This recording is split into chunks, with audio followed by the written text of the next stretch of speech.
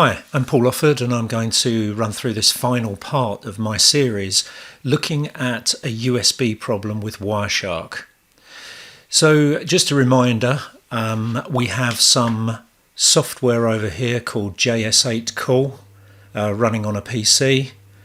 It talks through a library, through a driver and through a USB port and connection to my radio here, transceiver Icom IC7200. And if you remember, the problem I was having was that when I'm running this software, after running for I don't know, about 2 minutes, suddenly it throws an error saying that it's basically lost control of the radio. It's called a rig control error. And we'd traced this with Wireshark and the USB driver for Wireshark. So we're capturing the packets just here as they're about to traverse the wire, and we've determined down to a certain level, and I'll show you where that is. Before I go into that though, just a reminder of the wiring diagram for the transceiver. This is the important area here, just here. So in fact, let me see if I can just zoom this for a second. So the signals, the packets are coming down the cable through this USB jack, through this USB hub, through this bridge, and then through this interface onto this internal bus, this CIV bus. And further down here we see that there is this CPU, and I think that's where the messages eventually end up, on this CPU. The reverse path is also true. So, the packets the messages come back this way, back through the USB, and then back towards my computer. One thing we did discover is that actually when the messages first come through here, they actually get echoed before we get a response from the command that we're sending. So the flow, as we'll see in a second, is command, echo, response. So let's go and look at that. So let's come up here and look at this area here. So we can see that we send a command. That command is echoed within, what is that? That's about just 5 milliseconds in this case. And then we get the response to the command, which comes about 16 milliseconds later. And if we look at the next one, we've got command, echo, response, command, echo, response, and that's how it works. All of these messages are going to an endpoint in the, let's go back, quickly go back to this diagram. They're going to an endpoint in here, in this USB bridge. This USB bridge has 2 endpoints, so 2 places that you can send messages to. One is for control. So it's like out-of-band control, and the other one is for data.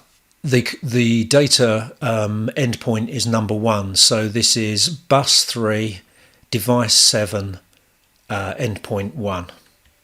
So let's just zoom that a bit. So let's do that again. Bus 3, device 7, endpoint 1. Okay. Right, now we can see that the command, echo, response continues all the way down here until we get to this point where we send a command and we don't get anything back. And we seem to wait, what's that? That's 58 milliseconds, and then we send the command again. And we seem to wait about another 50, 60 milliseconds, and we send the command again, and so it goes on. So something has gone wrong between this point here, so I'm going to mark that. So let's just place a marker. And this point here, so let's place another marker. It seems to be good here on packet 173219, but it seems to be bad on 173554. Okay, let's make that a bit bigger. See if we can make that a bit easier to read. So now we have that, I'm going to change the filter to show the control messages as well as the these data messages.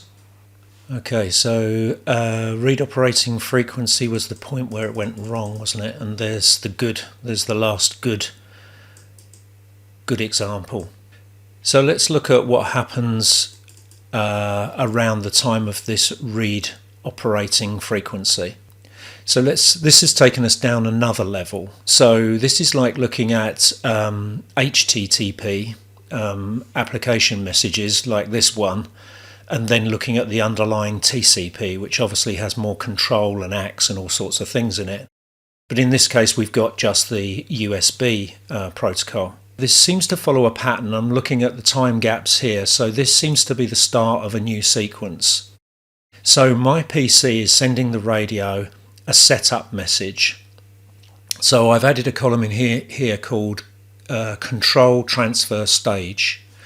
And we can see that if we open up one of these, you can see that it says control there. And also you can see that it says setup there, control transfer stage setup. Now the data packets are different.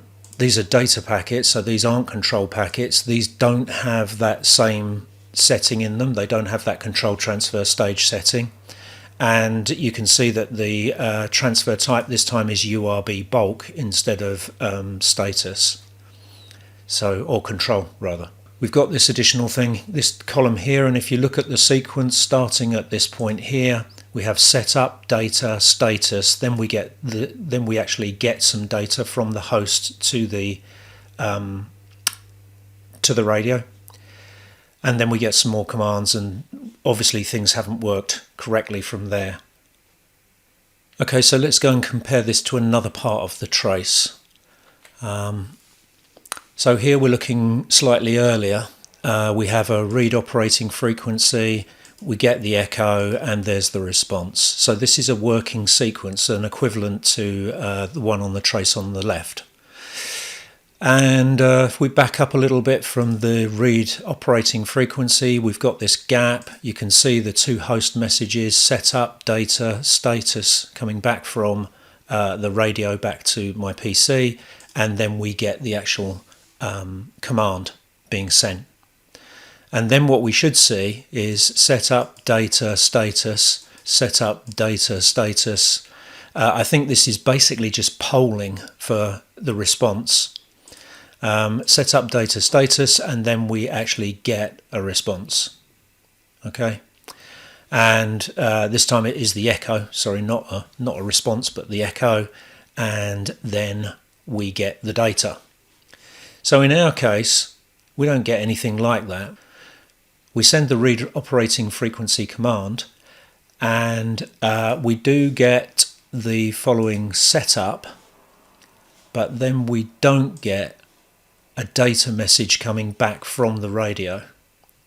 So we seem to just keep issuing setups over and over again. Eventually we do get a data message from the, I think this just means that data is to follow. We do get one, but we don't get any data. We then get setup, data, status as a sequence, and then things go a bit wrong again, and it doesn't look as though the radio is responding. It's certainly not echoing this command. It doesn't look like this sequence over here, and it looks to me as though the only thing that can be wrong is the radio's not responding correctly to this command for whatever reason. Now, I haven't found anything in any of the previous messages that seem to force it to behave any differently to the way it behaved when it received this read operating frequency command. And so it looks to me as though the radio has just stopped working correctly. So I then did some searching on the internet, and that took me to this setting on my radio, transceive operation. Now when this is set, what it means is if I twiddle the dial on the front of the radio and thereby change the frequency, that if I have any other interconnected radios, they will track the frequency. So this is different to having, to my software tracking the frequency, because in that case it just keeps repeatedly reading the frequency as we've just seen, because that's exactly the bit that's going wrong. So we would get this sort of read, echo, and then we'd get the frequency. But in this case, the radio does it independently, talking to other radios. And the reported problem on the web was that if you have this set on, which it's set on by default, it can cause problems with rig control. And so I switched this off, and lo and behold, I haven't had the problem ever since. So it looks as though this was the cause of the problem. So what did we learn out of all of this?